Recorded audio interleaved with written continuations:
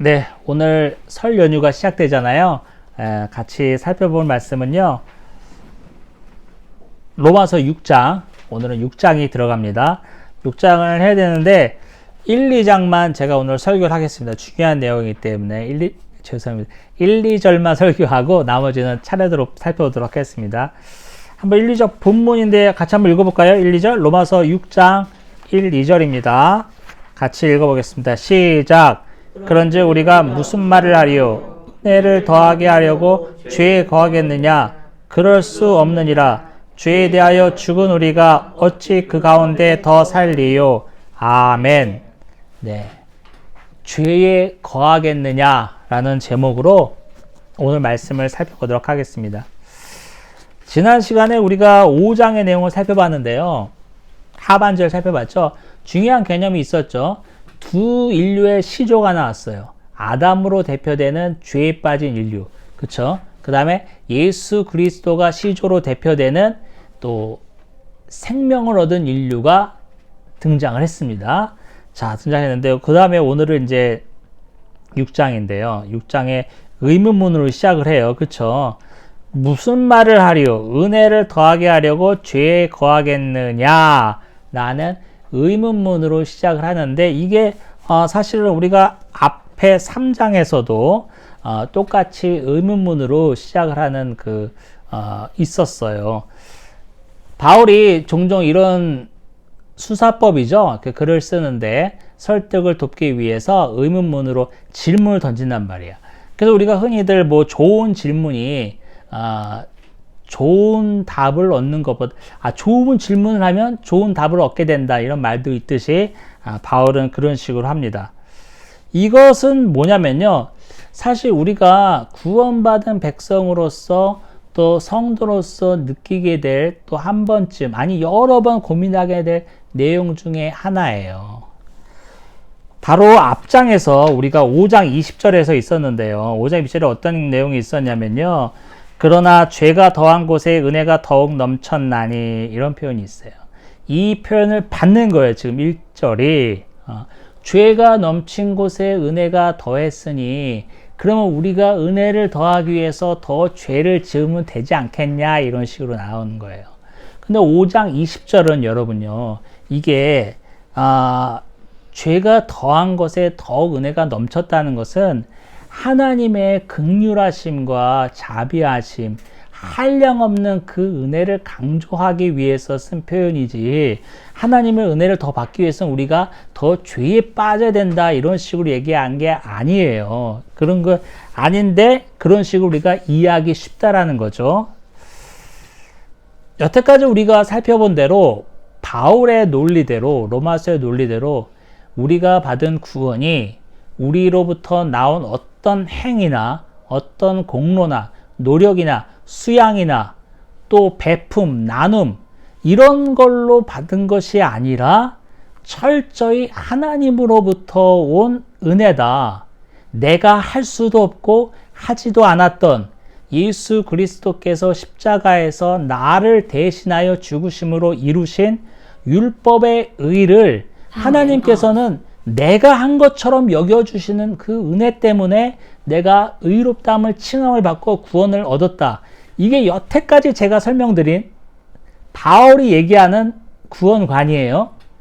좋아요. 그 구원관을 그대로 우리가 수용을 하고 우리가 받은 구원에 우리의 노력과 우리의 모든 개입이 아무것도 들어가지 않았다고 칩시다. 그런데 하나님께서 거저 아무 조건도 보지 않으시고 우리를 택하셔서 의롭다 하신 거잖아요. 그래요. 내가 아무것도 한 것 없는데 하나님께서 나를 택하셔서 그냥 의롭다 하셨다면 그럼 내가 자유롭게 살아도 되지 않을까? 그냥 죄 짓고 살아도 되지 않을까? 왜냐하면 하나님이 내가 죄를 짓고 안 짓고가 중요한 게 아니라, 내가 교회 생활을 열심히 잘하고 못하고 중요한 게 아니라, 내가 선행을 많이 하고 안 하고 중요한 게 아니라, 내가 뭐뭐 한 게 보는 게 아니라 그냥 하나님께서 안성빈을 그냥 은혜 가운데 100% 택하시고 의롭다 칭함을 주셨다면 그냥 이렇게 성도로서의 삶이 뭐가 의미가 있냔 말이에요. 이런 질문이 나오는 게 당연합니다. 여러분 가운데 이런 질문이 나오지 않았다면 사실 여러분이 좀 생각하고 있는 구원관에 의심할 수 있어요. 왜냐하면 그 사람은 이런 마음이 있는 거야. 그래도 내가 교회 온 게 몇 년인데, 나 모태신앙이야. 우리 집 할머니 때부터 교회 다녔어. 우리 아버지가 목사님이야. 이런 게 깔려 있는 거야. 이런 게 나의 어떤 배경, 나의 어떤 행위, 공로, 물질을 많이 냈다고 칩시다. 선행, 이런 게 깔려 있는 거야. 이 정도 했는데 당연히 구원받는 거지. 이런 식으로 생각하는 거예요.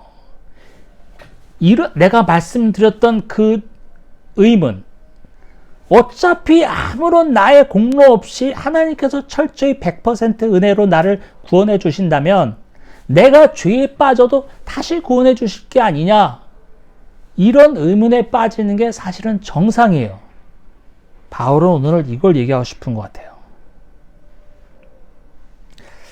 자, 이게 되게 중요한데 현대 교회에서도 이 문제로 계속 논쟁이 많이 일어납니다.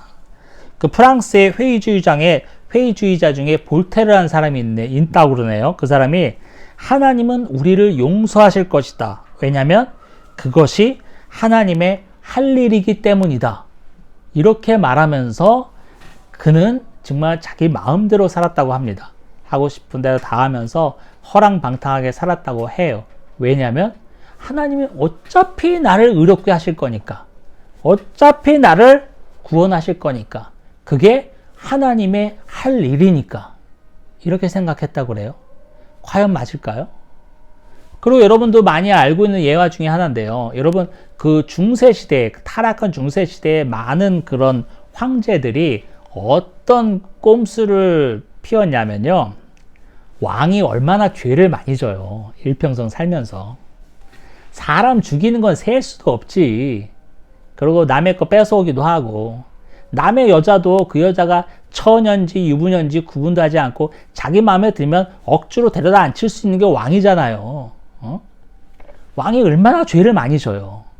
그러니까 그 왕이 어떤 꼼수를 피우냐면, 죽기 바로 직전에 숨이 깔딱깔딱 넘어갈 때 교황을 부르든 사제를 부르든 불러가지고 세례를 받는 거예요. 그러면 세례를 받고 깨끗한 몸과 영혼이 되어서 죽으면 나는 100% 천당 간다라는 확신이 있는 거예요. 과연 그럴까? 과연 그럴까냐 말이에요. 볼테르의 말은 한편으로 보면 맞는 말이기는 해요. 일부. 왜냐하면 구원받은 우리 백성들은 어떠한 죄악에 빠지더라도 하나님은 10번이고 100번이고 10,000번이고 우리를 다시 건져내실 것입니다. 다시 우리를 구원해 내실 거예요. 그런 면에서 볼테르의 한 말이 맞아요. 그러면 어차피 구원받을 거라면 성도의 삶이라는 것은 필요 없는 것일까? 내 어떤 조건과 내 어떤 것이 구원에 영향을 미치지 않는다면, 100% 하나님 쪽에서만 영향이 간다면 나는 그냥 살아도 되는 것일까? 그럴까요? 계속 살펴보겠습니다. 여기서 중요한 게 있어요. 뭐냐면 2절을 보니까 그럴 수 없느니라 죄에 대해 죽은 우리가 어찌 그 가운데 더 살리요. 죄에 대해서 우리가 어떻게 됐다고요? 죽었다고요. 우리 지난 시간에 제가 말씀드리면서 이런 말씀을 드렸어요. 뭐냐면 우리가 지난 시간에 아담의 후손으로서 우리는 죄의 종노릇, 사망의 종노릇한 신분이었다는 걸 말씀드리면서 이 종이, 노예가 자신의 신분을 벗어날 수 있는 방법은 뭐라고 그랬어요? 죽는 것뿐이 없어요. 죽어야 내가 노예가 아닌 거야. 내가 죽으면 내 주인이 더 이상 일을 시키지 않을 거니까. 내가 죽어버리면 아무리 급한 일이 있어도 내 주인이 나를 시키지 않을 거니까. 죽어야 끝나는 거예요. 우리가 아담의 후손으로서 죄의 종로로 탔는데 예수 그리스도가 시조가 되는 그 생명의 나라로 옮겨졌다는 내용을 말씀드렸잖아요. 이 정확한 내용이 골로새서 1장 13절에 보면 이런 게 나와 있어요. 그가 우리를 흑암의 권세에서 건져내사 그의 사랑의 나라로 옮기셨으니, 우리를 흑암의 권세에서 건져내사 그의 사랑의 나라로 우리를 옮기셨다라는 거예요. 이게 죄에 대해서는 죽고 생명에 대해서는 살아난 우리의 신분을 나타내는데, 정확하게 말하면요, 구원받았다라는 것은 정확하게 표현하면 이렇게 표현할 수 있어요. 소속이 바뀌는 거예요. 소속이. 사망의 종로로 타던 그 밑에 있던 자리에서 예수 그리스도께서 순종하심으로 이룬 의로 말미암아 생명의 나라로 옮겨졌잖아요. 소속이 바뀐 거예요. 마치 안성빈이 여태까지 50년 동안 한국에서 나서 자라다가 어느 날 이민을 갔어. 미국으로. 캘리포니아로 이민을 갔어요. 가서 다 이민자가 됐어요. 거기서 이제 영주권도 얻고 다 얻었단 말이야. 시민권도 얻고. 안성빈은 한국 법에 적용을 받을까요? 미국 법에 적용을 받을까요? 미국 법에 적용을 받죠. 안성빈이 소속이 미국으로 넘어갔으니까. 미국에서 살고 있으니까 그래요. 마치 우리의 신분이 죄와 사망에서 생명으로 옮겨진 거예요. 이민 간 거예요. 이게 중요한 겁니다. 지난 시간에 제가 이거 설명하면서 제가 빠뜨릴 게 있어서 제가 부연 설명하는 게 뭐냐면, 아담이 우리 인류를 대표하게 되고 예수 그리스도가 우리를 인류를 대표하게 된다고 말씀드렸어요. 이 대표하게 된다는 것은 창세기 강의 때도 제가 말씀드렸는데 중요한 개념이니까 제가 반복을 합니다. 이 대표라는 개념, 예수 그리스도가 부활의 첫 열매 됐다. 이것도 우리를 대표하는 거죠. 이 대표라는 개념은 두 가지 의미가 있어요. 먼저는 뭐냐면 첫 번째라는 거예요. 제일 먼저, first. 제일 먼저라는 거예요. 아담이 제일 먼저잖아요. 그렇죠? 제일 먼저 사람이잖아요. 그리고 예수 그리스도도 의를 대표하는 제일 먼저 사람이잖아요. 그렇죠? 예수 그리스도는 사람이시면서 하나님이시니까.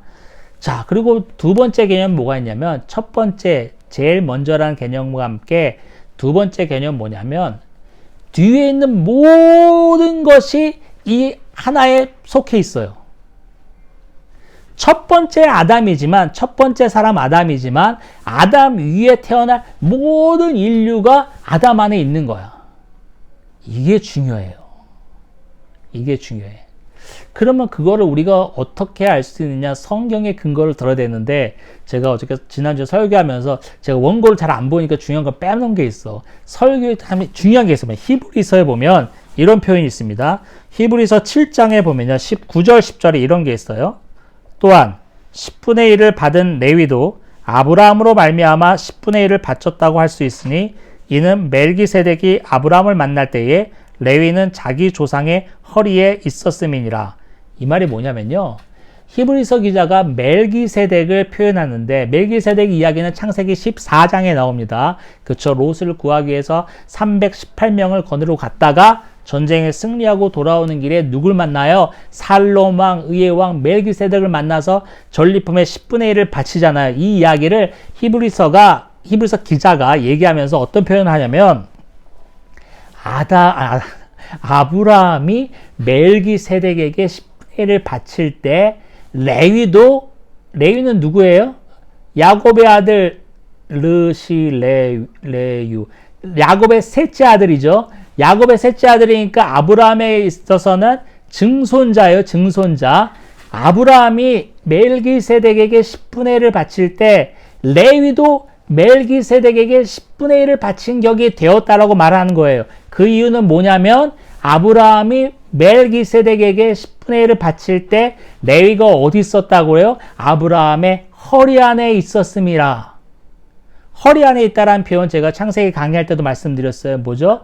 남자의 생식기 안에, 남자의 생식 능력을 상징하는 거예요.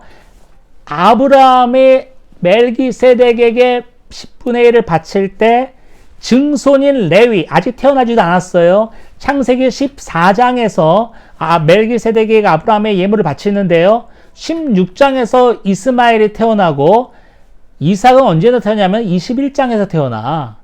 아주 옛날 얘기예요. 아들도 태어나지 않았던 얘기예요. 아들도 태어나기 훨씬 전에 증손도 아브라함의 허리 안에, 아브라함의 생식 능력 안에 있었기 때문에 아브라함이 멜기세덱에게 예물을 바칠 때 레위도 바친 격이 된다라고 히브리 기사가 얘기하는 거예요. 이게 바로 여태까지 말씀드렸던 아담이 범죄했을 때, 목사님, 저 아담 범죄했을 때 태어나지도 않았어요. 나 아담처럼 선악과 따먹지도 않았어요. 내가 왜 죄인인가요? 바로 이 구절 때문에 그래요. 아담의 허리 안에, 아담이 범죄할 당시의 허리 안에 우리가 다 들어있기 때문에 그렇습니다. 그래서 아담의 범죄로 죄에 빠진 인류, 또 예수 그리스도의 순종으로 인해서 생명을 얻은 인류로 두 가지 인류가 딱 나눠졌다고 그랬잖아요. 그럼 우리는 어디에 들어가 있는 거예요, 지금? 우리는 옮겨진 거죠. 옮겨진 거죠. 예수 그리스도가 시조로 되는 그 족보에 들어간 거예요. 생명의 족보에 들어간 거예요. 아까 말한 것처럼, 골로새서에 말한 것처럼 그가 우리를 흑암의 권세에서 건져내사 생명의, 사랑의 나라로 옮기셨다라는 내용이 바로 이렇게 적용되는 거예요. 우리는 이렇게 죄, 사망의 나라에서 옮겨졌습니다. 생명의 나라로 옮겨진 거예요. 더 이상 이민간 안성빈이 한국의 법에 적용을 받지 않게 되는 거예요. 시민권을 받은 안성빈, 미국 사람이 된 안성빈은 아무리 내가 송파구에서 40몇 년을 살았어도 송파구청에서 적을 때니까 안 나와. 왜 안 나와? 안성빈이 옮겨졌잖아요, 미국으로. 미국으로 옮겨졌잖아요. 내 적이 안 남아있지. 미국에서 뛰면 나와. 이런 꼴이 되는 거예요. 우리가 사망의 나라에서 생명의 나라로 옮겨졌는 거예요. 그래서 오늘 2절에 나오는 거예요. 2절에 뭐라고? 2절 다시 한번 읽어보겠습니다. 2절. 그럴 수 없느니라. 죄에 대하여 죽은 우리가 어찌 그 가운데 더하리요. 사망의 나라에서 이미 우리가 죽었는데 예수 그리스도의 십자가의 못 박힘과 함께 그때 우리가 죽음으로 죄의 종에서 해방되고 생명의 나라, 생명의 왕노릇하는 곳에 살게 되었는데 어떻게 죄를 질 수 있겠냐 이거예요. 여러분 이런 표현이 있어요. 뭐냐면 그런데 목사님 실제로는 우리가 구원을 받는다고 했고 그리스도인이라고 했는데 여전히 우리는 죄악 가운데 있잖아요. 죄를 짓잖아요. 맞아요. 이게 문제야. 그래요. 생명의 나라로 옮겨진 건 알겠어. 그런데 여전히 우리의 생활 속에서는 어때요? 수없는 죄를 범하게 됩니다. 이런 설교를 하고 있는 저 자신도 항상 죄의 유혹에 빠지고 죄를 짓게 되는 거예요. 어쩔 수 없어요. 그 목사님 이건 뭡니까? 이건 뭐냐면 그럼 우리가 구원받지 않은 건가요? 그건 아니고요. 우리가 불완전한 상태이기 때문에 그래요. 불완전한 상태예요. 아직 예수님이 다시 오지 않았잖아요. 예수님이 다시 오시는 그날엔 우리가 부활의 몸으로 다시 입고 완전한 영화로운 상태에 이를 텐데 아직 거기가 되지 않은 거예요. 우리는 성화의 단계에 있는 거예요. 이 땅 가운데 살면서 다시 오시는 주님 그날까지 우리는 성화의 단계에 있는 거예요. 성령님께서 우리로 하여금 거룩한 성도의 삶을 살 수 있게끔 인도하십니다. 이끌어 가십니다. 우리를 주장해 나가십니다. 우리는 때로는 넘어지고 자빠지고 죄를 짓고 쓰러지고 할 수 있습니다. 수많은 사탄들은 우리에게 죄책감을 불어일으켜요. 야, 그러고도 너 교회 갈 수 있어? 그러고도 너 하나님의 자녀라고 할 수 있어? 라고 우리를 더 짓누를 겁니다. 하지만 그것은 사탄의 속임수고, 사탄은 이미 손과 발이 깡깡 묶여있는 상태예요. 묶여있으면서 우리한테 입만 살아서 라벌라벌 하는 거야. 너 그럴 수 있어? 너 그렇게 너 하나님의 자녀가 될 수 있어? 말도 안 되지 않니? 네가 생각해도 너 한심하지 않니? 여러분, 팔과 다리가 쇠사슬로 묶여있는 사탄의 입놀림에 우리가 쓰러져서는 안 돼요. 이미 승리하신 예수 그리스도를 바라보며 우리가 쓰러질 때마다, 넘어질 때마다 성령 하나님의 인도하심을 간절히 바라며 주님 다시 일으켜 주셔서 하면서 일어나야 하는 게 우리의 삶입니다. 이런 예를 들 수 있겠어요. 제가 이민 간 얘기를 했으니까 안성빈이 이민 갔어요.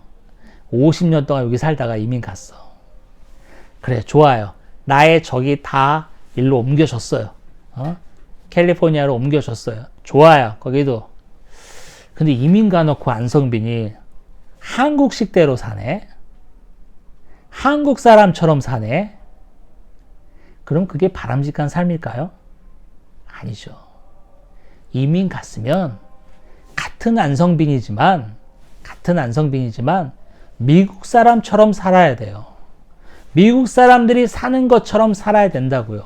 그래야 미국 법에 자연스럽게 적용받고 미국 법이 나한테 딱 맞게 되고 미국의 모든 문화가 나한테 맞게 되는 거예요.